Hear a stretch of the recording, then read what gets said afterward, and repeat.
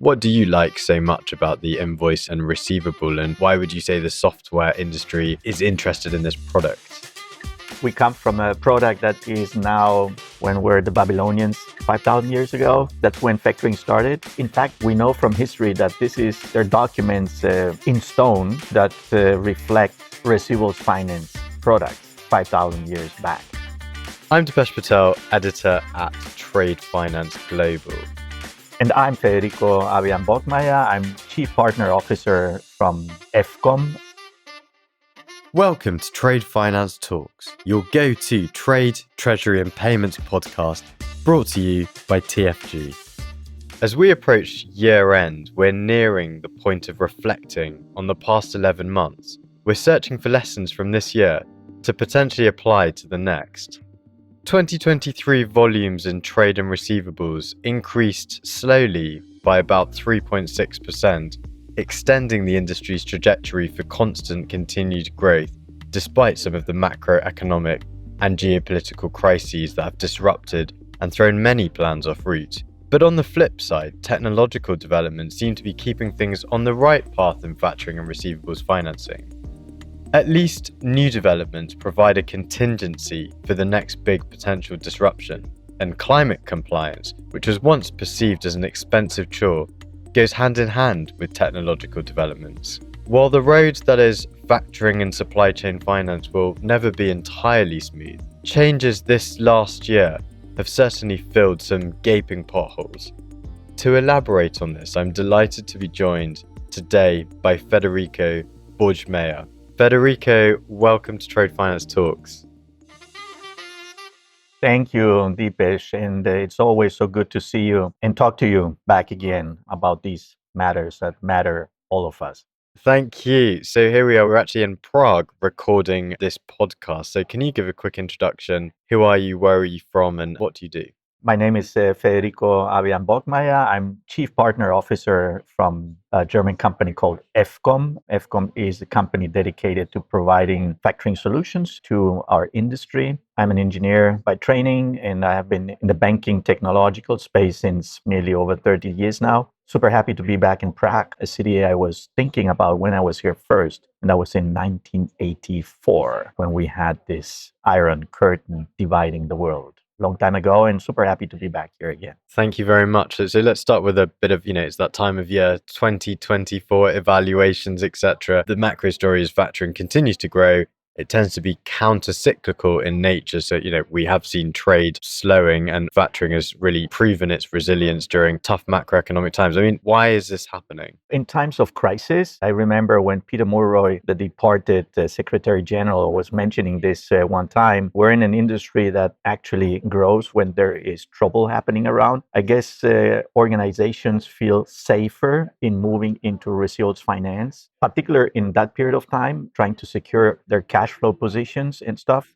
That said, at the same time, because you're saying the industry is growing, everything is going anti-cyclical, maybe I should make a little quote in here. In the German market, for instance, that had been growing over the last 50 years continuously from 1 billion euro up to 400 billion in receivables finance volume. This year is going to be the first time ever there's going to be a zero growth. I don't know if that goes coincidentally along with Germany's GDP, which is also going to be a zero growth. So 2024 is going to be zero in factoring and zero in receivables in GDP and in factoring at the same time. So is this a sign for a market that is now mature, around 10% of GDP in receivables finance? I couldn't tell the one from the other. The fact is we have now such a situation. Actually, it's interesting you talk about the maturing receivables finance industry in many markets, but actually factoring can and has proven to be particularly transformative in emerging and developing markets. Completely correct. Why do you think that is? Is it due to the inherent riskier nature of trading in these markets, and receivables are that kind of safe haven? At the end of the day, our world is full of small to medium enterprises. 99% of our companies around the globe are small to medium enterprises. They make up of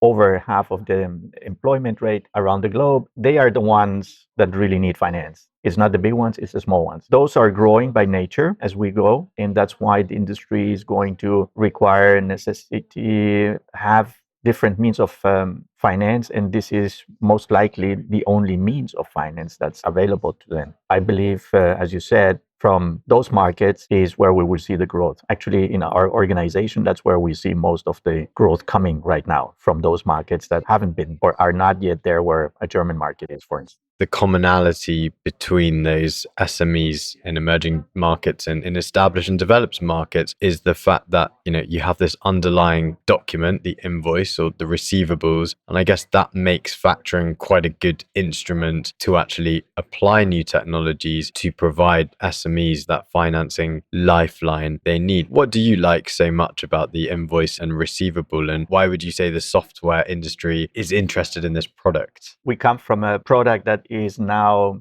when were the Babylonians 5,000 years ago? That's when factoring started. In fact, we know from history that they're documents in stone that reflect receivables finance products 5,000 years back. So between stone and paper, we finally become digital. Stone, paper, and digital. Has much changed? Not much. It's, I guess, only the volume and the easiness of doing the transactions. Printing is not the right word, but using instruments to have something in stone, then printing it on paper, and now creating a digital document. I guess it's rather easiness in producing a document or a piece of asset transaction item, let's call it. And the sheer volume, of course, of having trade volumes from 5,000 years back to today, where we're talking about over 100 trillion in GDP global, and half of it in trade. So I guess this is what's happening. And you can't manage that anymore on stone and on paper. The digital world that will be able to manage that, to make it feasible to go across the geographies.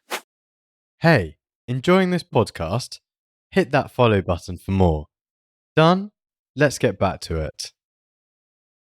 You've summed it up fairly nicely because of the result of a massive growth in volumes, even though the underlying irrevocable instrument is still basically the same. Correct. Due to the fact that there are large volumes, due to the fact that they're kind of like for like, you can apply technology to help ease the process of speeding up access to finance or getting finance off the back of the receivable. Let's talk about next year. I think the adoption of technologies happening somewhat sluggish. We've also seen a widespread adoption of new legal reform that's also enabled us to accept certain documents electronically. What do you think are going to be the largest barriers to growth for the factoring industry in 2025? Sorry, that's quite a big question, Federico. I just came off from a presentation that Christian Faber from Bette Westberger Brink was bringing across from Germany remotely. And he listed a long list. It was not really a short list. It was a long list of regulatory coming towards us. Not the ones that already exist, but the ones that are in the pipeline and the ones that will come. And some of them are AI regulatory, for instance, most likely preventing the development of tools that are relevant, important to manage all those millions and billions of receivables that are out there, reduce risk, reduce fraud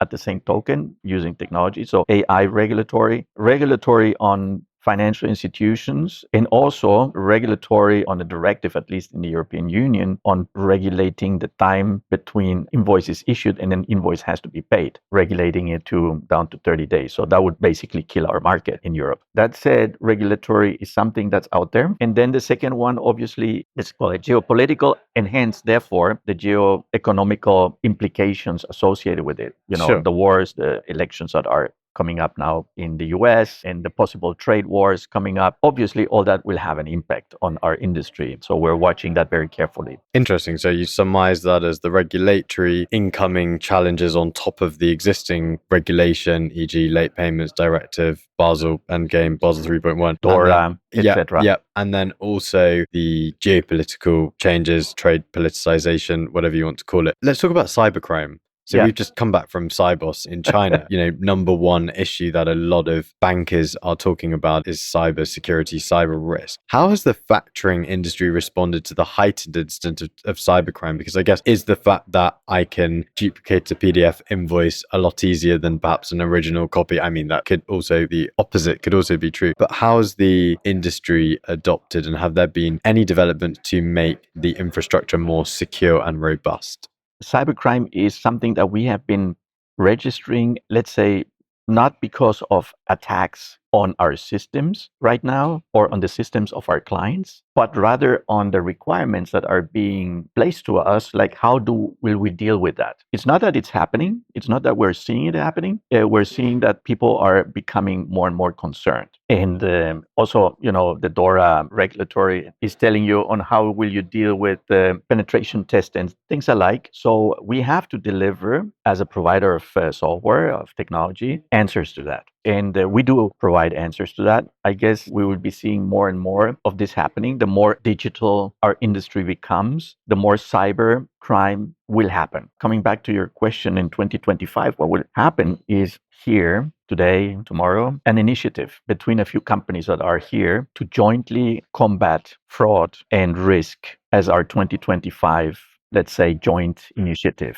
And because we believe if we can reduce the amount of fraud and risk in the market, this industry will evolve much better. Ask anyone here and ask them, if you can solve risk and fraud, what would be your daily life? Then we would say piece of cake. And so we have a few tech companies here have decided we'll call an initiative for 2025 to aim towards that jointly. Federico, if factoring could make a New Year's resolution, what do you think it could be? We're looking into a difficult future because of the geopolitical, geoeconomical situation we face. At the same time, there are many spots that are untapped in our industry, in particular, that are open and we will look after, especially Africa and India, to mention the two that we are looking at, especially in the Middle East. But globally and generally speaking, I think we're going to have tougher times ahead, in my opinion. So high hopes for India and Africa, a joint effort to combat cybercrime and continued but sluggish growth of factoring. That was Federico Borgmeyer at FCom talking to Trade Finance Global in Prague. Thank you, Federico. Thank you, Deepesh.